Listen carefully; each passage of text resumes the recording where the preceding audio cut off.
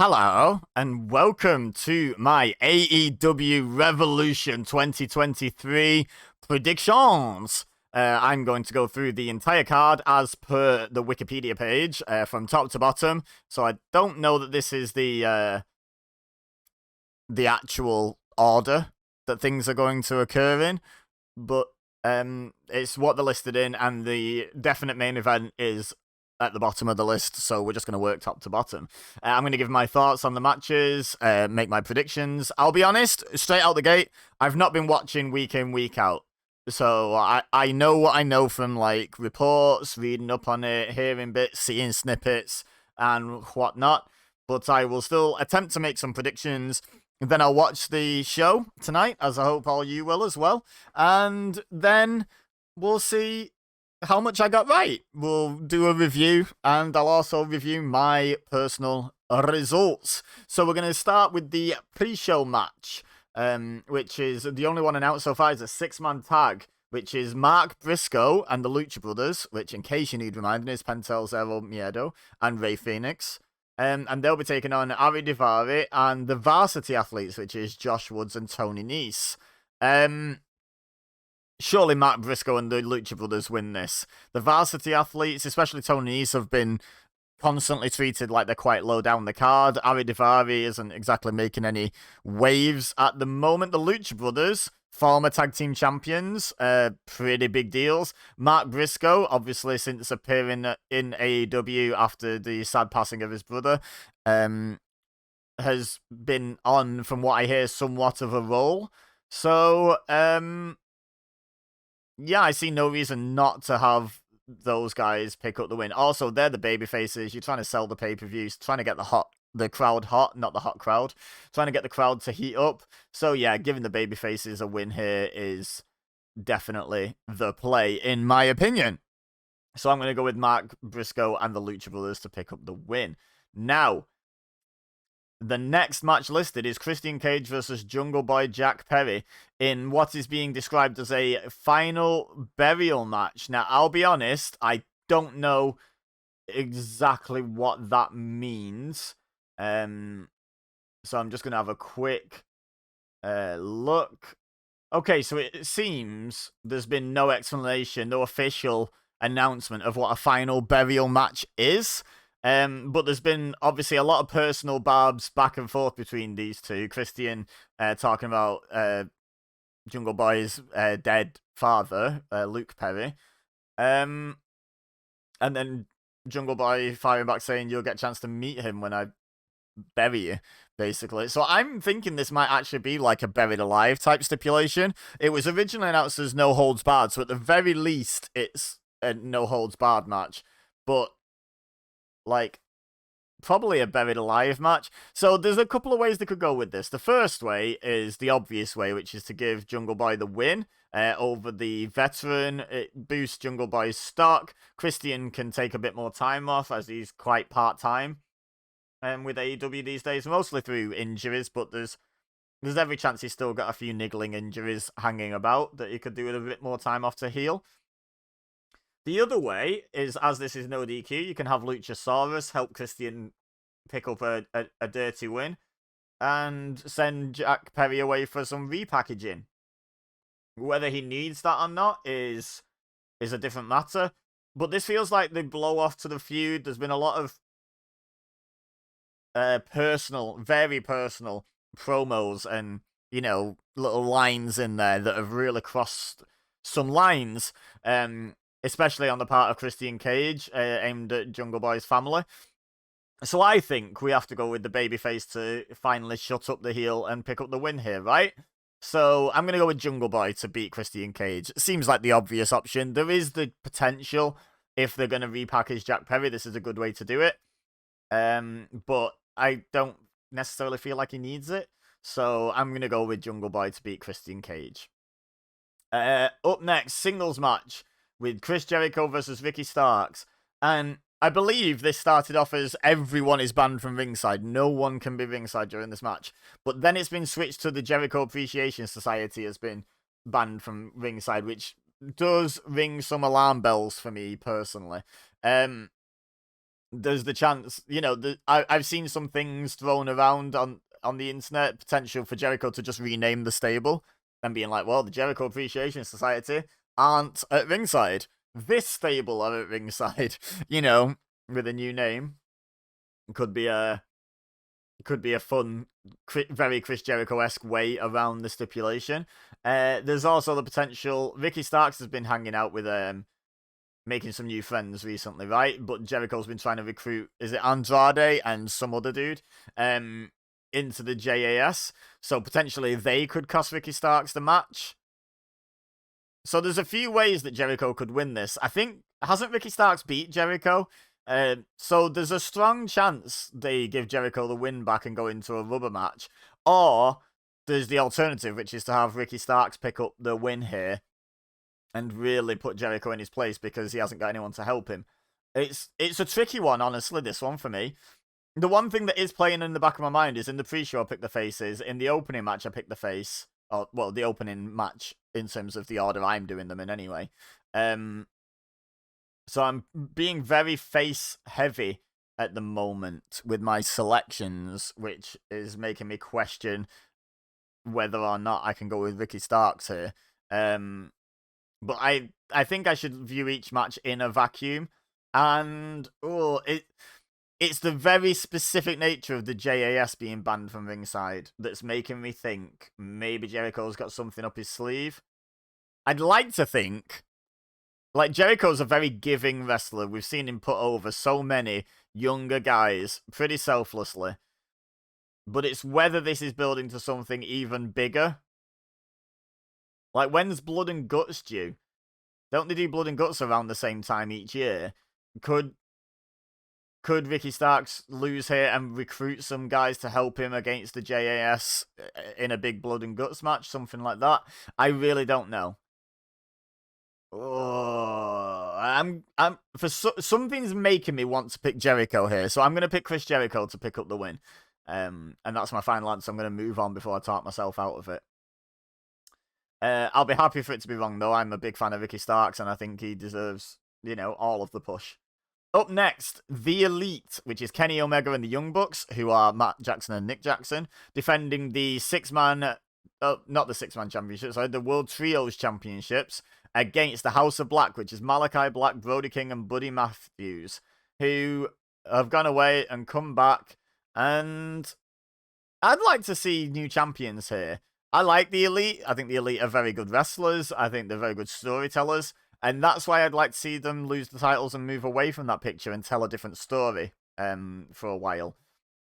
What that story is, I don't know, and I'm not overly fussed. I believe in their ability to tell it. But I'd also like to see the House of Black win the Trios Championships. And, Malachi Black be justified in his decision to return very quickly from what was being billed as even potentially a retirement. He came back really quickly. Like, it wasn't a retirement, it was taking a step away, but I think he was saying, who knows if I'll ever be back, kind of thing at the time, and then he was back within, months. And Brody King and Buddy Matthew, just this whole team, this whole match is just so much talent. Like, I'm expecting this to potentially steal the show, to be perfectly honest. This is going to be one hell of a trios match, and I look forward to it no matter who wins. But I am going to pick the House of Black. The only thing against that is the Elite have only just settled their series of matches with Death Triangle, haven't they? And only just sort of cemented themselves as the champions. But without being too disrespectful, it's only the trios title. We don't mind a little bit of flip-flopping. And also, you need a bit of flip-flopping with championships. If every single title in your company, every single reign is always a really long reign, it makes the first several defenses very predictable, doesn't it? So I think keeping up, mixing up the pace of different titles at different times and stuff is quite important. So yeah, I'm going to go with House of Black to pick up the win here. Up next is the triple threat match for the Women's World Championship. Jamie Hayter defending against Saraya and Ruby Soho. I'm seeing a lot of people not enjoying Saraya's work. I haven't watched a lot of it since she's been back. I just haven't been watching a lot of weekly wrestling, if I'm perfectly honest. But a lot of people saying she's missing the mark. and they're not sure why.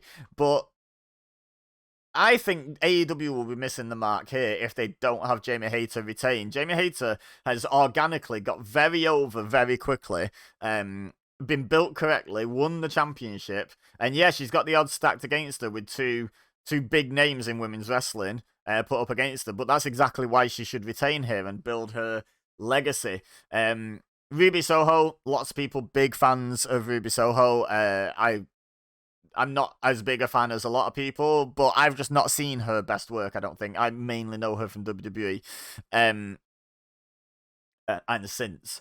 So, and apparently she was quite a big deal on the indies, which I just never witnessed myself. So, so there's a chance it goes to Ruby Soho. There's always a chance it goes to Saraya because she's such a big name. They could just want to build a division around her. But I think the correct decision here, and the one I'm going to predict, is for Jamie Hayter to retain and build her legacy before eventually passing it off to someone else. I mean, does the Jamie Hayter Britt Baker eventual breakup and feud need the title involved? Arguably not, but would it be elevated by having the title involved? Absolutely. And I've just hovered over Jamie's name on Wikipedia and realised that her real first name is Paige, spelled exactly how Saraya's name in WWE was spelt. So that's pretty fun. Anyway, up next we have Jon Moxley and Hangman Adam Page in a Texas Death Match, which, if I remember correctly, so I don't know how AEW are doing this particular one, or I can't remember exactly how they've done them in the past, but Texas Death Matches are the ones where you've got to pin your opponent and then they have to get to their feet before a count of 10, right? And if they don't, that's when the match ends. Am I right in thinking that? And it's no DQ, obviously. So no DQ is obviously right in Jon Moxley's wheelhouse. But Adam Page, didn't he defend the AEW World Championship against Lance Archer in a Texas Death Match? So he's not averse to this match type. He's not unfamiliar with it. And I think this is going to be one hell of a match between the two, to be perfectly honest. This one's quite hard to predict. They could go a few different ways. There's rumblings that the Blackpool Combat Club could be heading in a more heelish direction. There's also rumblings that Hangman Adam Page and the Dark Order are due for some attention, shall we say. So it's quite difficult to predict this one. I feel like I'm just gonna almost borderline toss a coin in my head, and just hope I'm right. And Jon Mox is like the guy for most of AEW history, right? Whether he's been the champion or not, he's been in and around that picture. I'm just gonna go with Jon Moxley, just almost on a Moxley wins lol kind of basis, but I don't think it's that clear cut as some of the other this person wins lol memes, especially the WWE ones. But I'm just going to go with Moxley because I really don't know who to pick. And in my perception, Moxley is a slightly bigger star than Hangman Page in AEW. And I've got nothing else to base it off. Next up, Samoa Joe defends the AEW TNT Championship against Wardlow, the former champion, who, of course, Joe won it off in a triple threat with, what's his name? Powerhouse Hobbs. I was struggling to bring his name to mind then. Involved as well. I'm going to go Wardlow here because the Ring of Honor TV show has just started. Samoa Joe is the Ring of Honor TV champion. And as much as, again, I've heard a fun storyline pitched where Joe takes the TNT title to Ring of Honor and Tony Khan keeps sending over AEW guys to try and win it off him. That would be really fun. I think they're just going to resplit the titles so that Joe can focus on Ring of Honor and being TV champion, and Wardlow can hopefully have a better second run as TV champion over on AEW. So I'm going to pick Wardlow. Nice and straightforward and simple, hopefully. We will see. There is, however, the small matter of the Face of the Revolution Battle Royal winner. So Joe could potentially retain here and then go and lose it pretty much immediately. To the winner of that match, who I am struggling to recall who it was, and I'm hoping it's listed somewhere here. Oh, yeah, of course. It was Powerhouse Hobbs. I managed to find that. So, ooh. So, yeah, we're either going to see Joe retain and then potentially lose it to Hobbs, or Wardlow win the title and his first defense is going to be against Hobbs.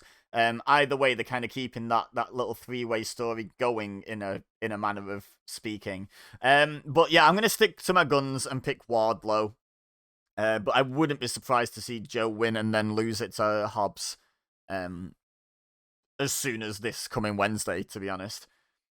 Up next, we have the Fatal 4-Way match for the AEW World Tag Team Championships. The Guns, who are champions somehow, defend against the Acclaimed, Jay Lethal and Jeff Jarrett, and Orange Cassidy and Danhausen. Now, there's a few ways I could see this going. Let's talk about the team's likelihood of winning.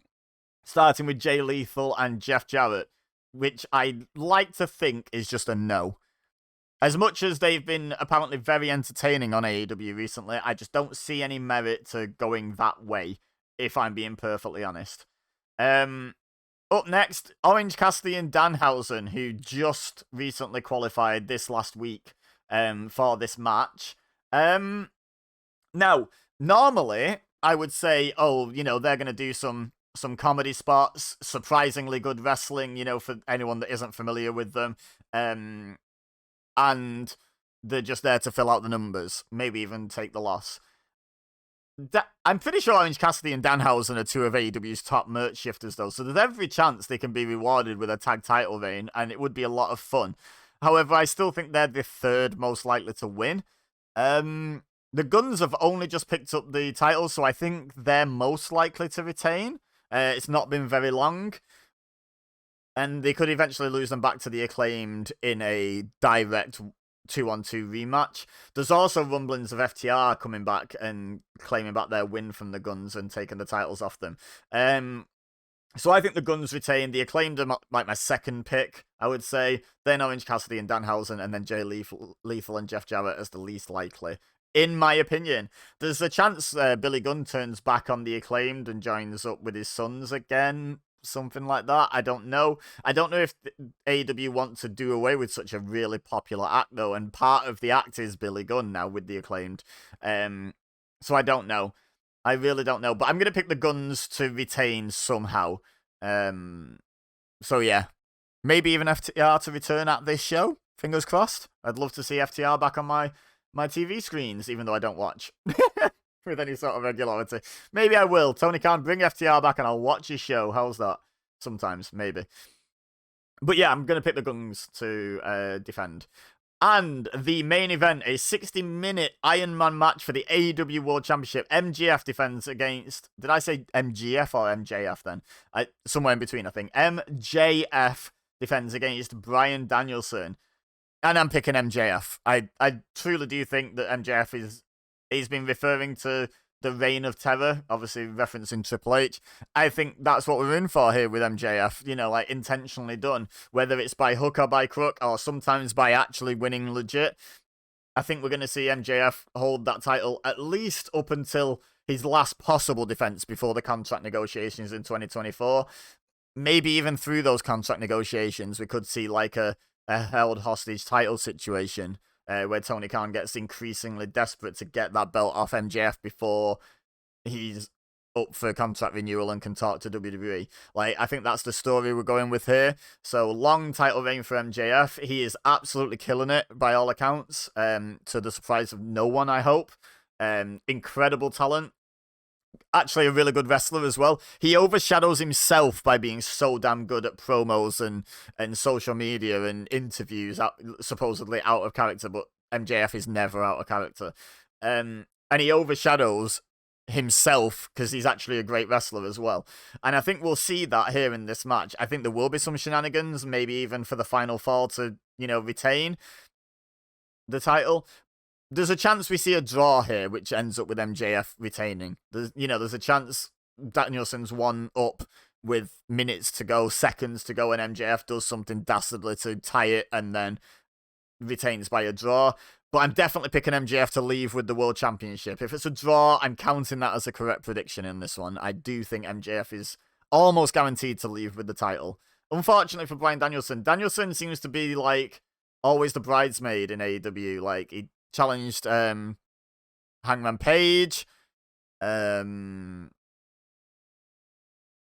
couple of times. I can't remember my ordering of titles now.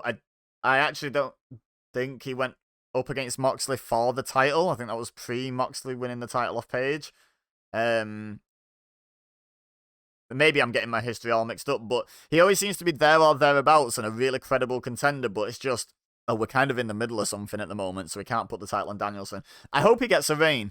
I really do. Bryan Danielson deserves to be in that title's lineage at some point. He deserves another world title reign, in my honest opinion. But I don't think it's tonight.